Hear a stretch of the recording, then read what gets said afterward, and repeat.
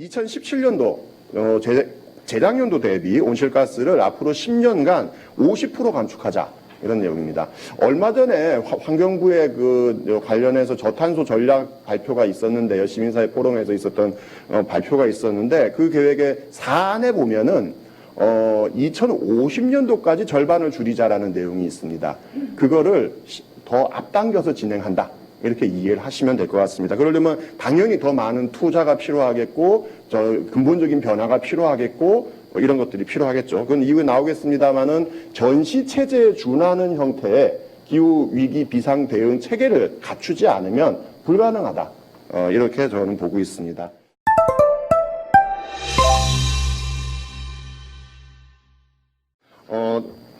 첫 번째 있는 것은 뭐 자료집에도 나와 있고 아까 질문에도 나왔습니다. 그간 굉장히 많은 에너지 정책이 있었습니다. 심지어 과거 이명박 정부 때는 저탄소 녹색 성장이라는 이름으로 계획이 추진되기도 했습니다. 하지만 국내 에너지 소비량 그래프를 그려보게 되면은 과거보다 기울기가 좀 낮아졌을 뿐 계속 증가하는 추세를 보이고 있습니다. 이런 사실 상황들에서 지금까지 있었던 환경정책 그리고 기후 변화와 관련한 여러 가지 정책들이 과연 실효성이 있는 것이냐라는 비판은 그동안 굉장히 오랫동안 있었던 과제입니다. 이 문제를 사실 풀지 않으면 여러 가지 문제가 있다고 보는데요. 일단 좀 그걸 구체적으로 몇 개 살펴보도록 하겠습니다. 다음 있는 그래프는 보시면은 한국은 매우 독특하게도 지난 몇십 년 동안 총량이 늘었을 뿐 그 각각의 에너지원이 갖고 있는 비중은 크게 많이 변하지 않은 것을 보실 수 있습니다. 1970년대 같은 경우는 이제 석유와 석탄을 중심으로 이제 있었는데 그 중에서 이제 석탄의 비중이 좀 줄고 석유의 비중이 또 역시 약간 줄긴 했습니다만은 최근 한 10여 년 동안의 그 에너지 소비 공급의 포트폴리오는 크게 변하지 않은 상태로 계속 유지되고 있다. 이런 말씀을 말씀을 드리고 싶습니다. 이것은 사실은 구체적으로는 온실가스 배출량의 증가 그리고 계속 이 상태를 유지하기 위한 산업구조의 고착화 이런 것으로 이어지고 있다는 것입니다. 거기서 저는 또 하나 우리가 오늘은 크게 이 얘기를 많이 하진 않겠습니다만은 이 빼놓을 수 없는 부분 중에 하나는 우리나라가 에너지를 거의 수입에 의존하고 있습니다. 약 97% 정도를 수입에 의존하고 있는데요. 반면 수출도 굉장히 많이 하고 있는 나라입니다. 그래서 이제 그래프 보시면은 붉은색으로 나오는 것이 수출입니다. 그럼 대한민국이 자원이 부족한데 왜 수출을 하냐? 다 알고 계시는 것처럼 국내 석유화학은 중요한 수출 상품입니다. 즉 외국에서 원유를 수입해갖고 와서 정제해서 다시 되파는 형태의 그런 산업 구조가 굉장히 오랫동안 고착되었고 이런 것 역시도 사실은 근본적으로 바꾸기 위한 여러 가지 시스템들이 나와줘야 된다고 봅니다. 전력 문제 중심으로 좀 말씀드려 보겠습니다. 전력의 경우에는 최근 들어서 약간 추세가 감소하긴 했습니다만은 2016년도 이후에 17년도부터 다시 증가하는 추세를 보이고 있고요. 이것은 해외의 모습과 굉장히 다른 모습을 보이고 있습니다. 이 그래프를 좀 기억을 하신 상태에서 다음을 한번 보시면은 차이가 많이 나는데요. 이제 해외의 이제 전력 생산 추이 그래프를 봤습니다. 최근 한 5년에서 10년 사이를 보시면은 굉장히 포트폴리오가 급변하고 있는 것을 보실 수 있습니다. 대표적으로 영국 한번 보시죠. 불과 한 5년에서 10년 전만 하더라도 전체 전력의 40% 이상 갖고 있었던 석탄이 지금은 거의 0에 수렴하고 있고 작년도 최초로 모든 석탄 화력 발전소가 가동을 중단하는 일에 성공했습니다. 일본 후쿠시마 사고 이후에 핵발전이 급격히 줄어들었고 반면 천연가스가 채웠지만 전력 수요가 크게 늘지 않고 오히려 줄고 있는 모습을 보이고 있고요.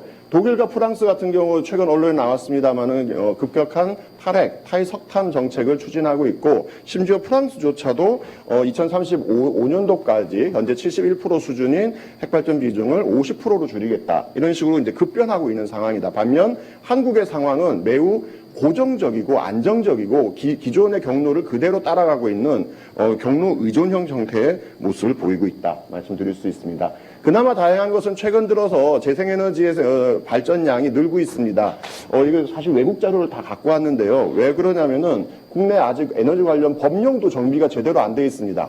국내에서 통용하는 신재생 에너지와 해외에서 통용하는 재생 에너지의 정의가 다르고요. 그래서 국내 통계, 외국 통계가 따로 놀고 있는 상황입니다. 국제적인 비교를 위해서는 어쩔 수 없이 해외 통계를 갖고 올 수밖에 없는데요. 최근 2010년도 이후부터 급격하게 늘고 있고, 그리고 정확하게는 문재인 정부 이후로 기울기가 좀 높아지긴 했습니다만은 그 이전부터도 재생에너지의 총량은 늘어나는 추세로 이미 틀어졌다. 문제는 이게 더 빨리 가야 되는 상황이라는 것이죠.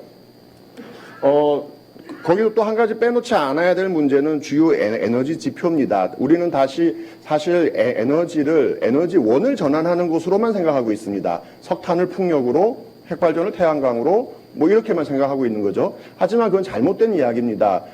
효율이 먼저 좋아야 되는 거죠. 앞서서 있는 모든 그래프를 보면은 전력 생산량이 더 이상 증가하고 있지 않거나 일본처럼 감소하는 추세입니다. 한국을 제외하고는 많은 선진국들이 이미 좀 그렇게 가고 있고, 그런 그 핵심은 그냥 불편하게 살면 되지 않느냐? 이건 사실은 너무 저는 무책임한 얘기라고 봅니다. 에너지 효율을 높이는 게 먼저고요.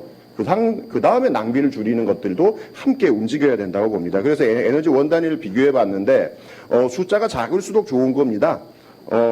OECD 평균 또는 OECD 유럽 평균, 그리고 해외 각국에 비해서 지나치게 많은 양의 돈을 투자했음에도 불구하고, 많은 양의 에너지를 투자했음에도 불구하고 부가가치를 생산하지 못하는 그런 형태가 되고 있고, 1인당 최종 에너지 소비량, 전력 소비량, 재생에너지 중 전력 생산 중 재생에너지 비중 모든 수치에서 한국은 OECD 비슷한 경제 규모의 국가들 중에 최악의 상태를 갖고 있습니다.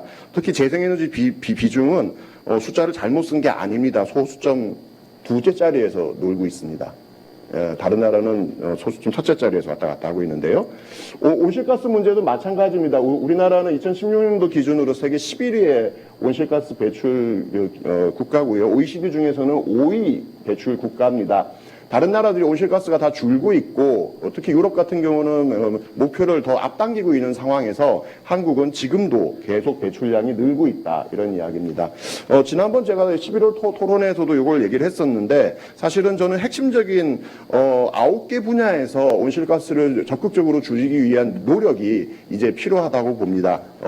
공공, 철강, 도로수송, 화학, 그리고 관련한 이제 여러 가지 기초적인 산업들에 대해서 줄이는 계획이 있지 않으면 불가능하다, 이렇게 보고 있습니다. 그래서 목표와 과제 부분을 중심으로 해서 말씀드리겠습니다. 일단 크게 세 가지 목표를 잡아봤습니다. 앞서서 심상정 대표님께서 발표해 주신 것처럼 기후 악당 국가에서 기후 선도 국가로 가자. 그냥 단순한 슬로건이 아니고요. 기후 선도 국가로 나서지 않는다면 이거는 국제적인 망신내에만 그치지 않는다고 봅니다. 왜?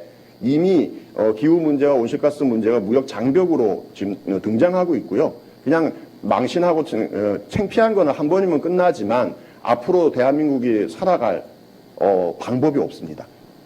이제 선도하지 않으면 이제 방법이 없는 거죠.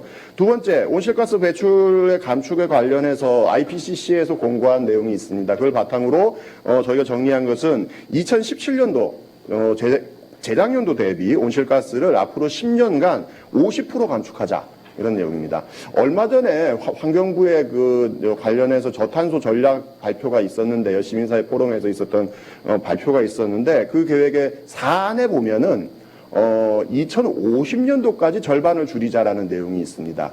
그거를 더 앞당겨서 진행한다, 이렇게 이해를 하시면 될 것 같습니다. 그러려면 당연히 더 많은 투자가 필요하겠고, 근본적인 변화가 필요하겠고, 이런 것들이 필요하겠죠. 그건 이후에 나오겠습니다만은 전시 체제에 준하는 형태의 기후 위기 비상 대응 체계를 갖추지 않으면 불가능하다, 이렇게 저는 보고 있습니다.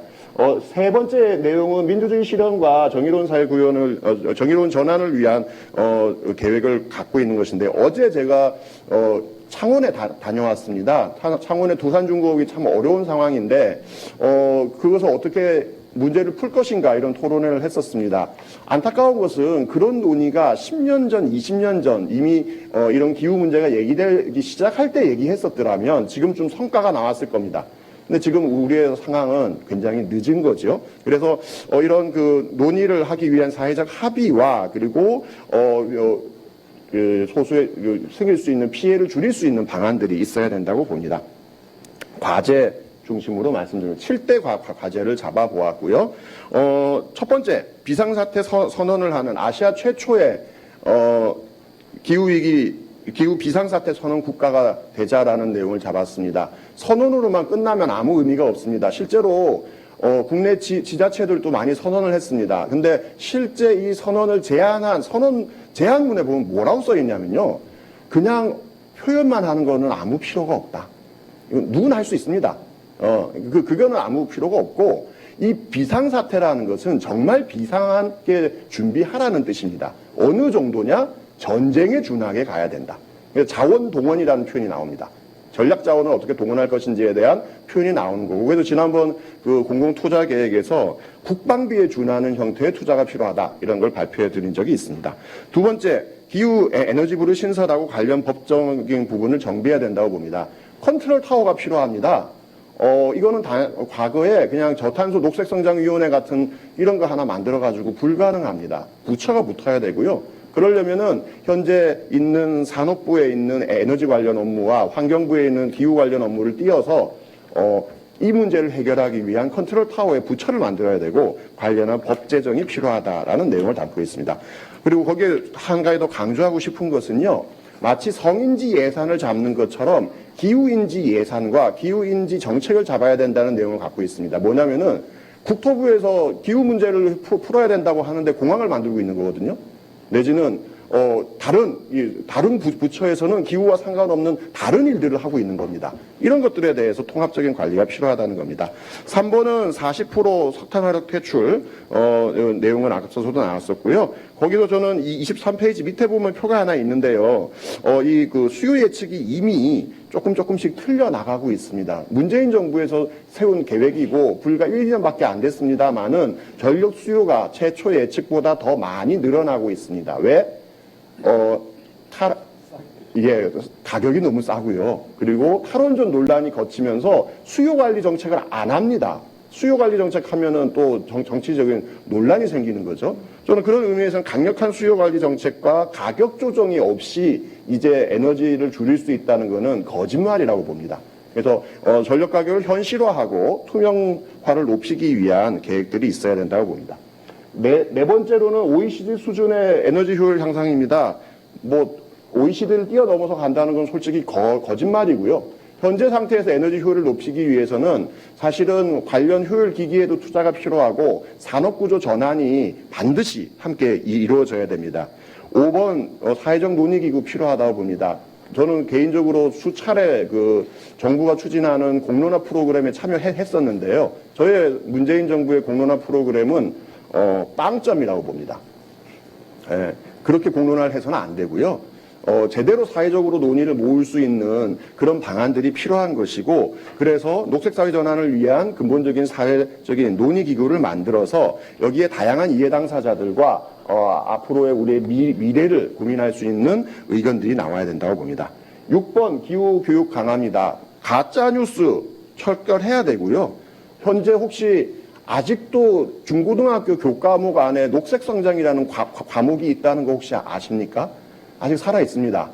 기후변화 문제, 온실가스 문제 중요하다 그러는데요. 아직 나와 있는 교과서의 첫 장은 뭐냐? 석유가 고갈된다로 시작합니다. 석유가 고갈되기 때문에 에너지를 전환해야 된다고 논리를 구조를 갖고 있어요.